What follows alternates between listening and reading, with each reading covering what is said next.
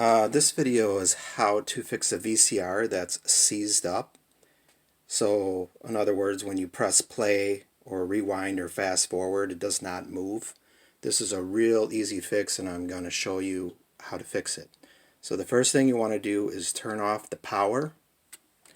And the second thing you want to do is you want to take the screws out that hold that mounting plate on top. This VCR happened to have 5 screws, which I took out already. So there was 1 on each side, and then there was 3 in the back here.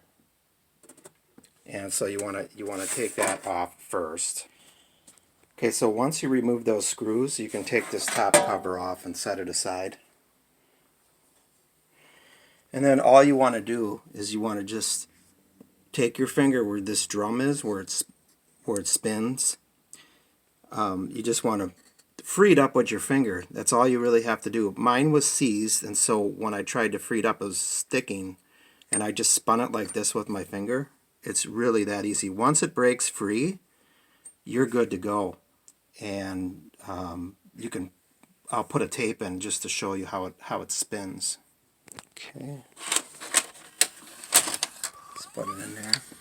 And now you can see the tape wraps around it, and it reads the tape off that drum.